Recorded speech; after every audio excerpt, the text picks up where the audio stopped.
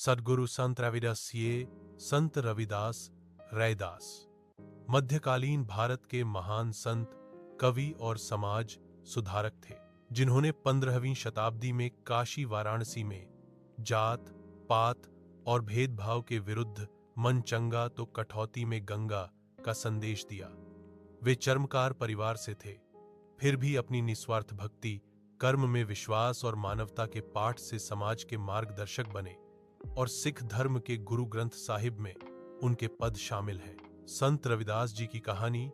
संत रविदास की अमर कहानी। जन्म और प्रारंभिक जीवन।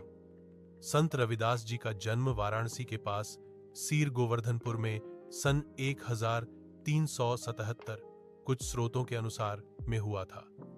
वे बचपन से ही बहुत धार्मिक और दयालु थे।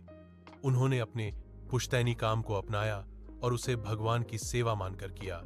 पारिवारिक जीवन और अलगाव। ईश्वर के प्रति असीम भक्ति के कारण उनका ध्यान व्यावसायिक कार्यों में कम लगता था। उनके पिता ने उन्हें पारिवारिक जिम्मेदारियों को समझाने के लिए विवाह करा दिया, लेकिन रविदास जी का मन सांसारिक मोह से दूर रहा। इस बात से नाराज होकर उनके पिता ने उन्हें घर और संपत्ति से अलग कर दिया, जिसके बाद वे अपने परिवार के साथ घर के पीछे एक छोटी सी झोपड़ी में रहने लगे। सच्ची भक्ति और चमत्कार। कहा जाता है कि रविदास जी की सच्ची भक्ति को देखकर भगवान ने उनकी परीक्षा ली और एक पारस पत्थर उन्हें दिया, जिससे लोहा सोना बन सकता था, लेकिन रविदास जी ने उसे लेने से मना कर दिया और कहा कि उन्हें अपनी मेहनत पर भरोसा है। मन चंगा तो कठौती में गंगा। एक बार एक ब्राह्मण ने गंगा स्नान के लिए जाने की बात कही।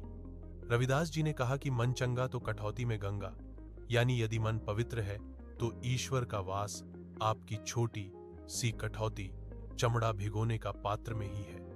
जब उन्होंने अपनी कठौती में पानी भरकर पूजा की तो उसमें साक्षात गंगा मैया प्रकट हो गई। सामाजिक सुधार और संदेश।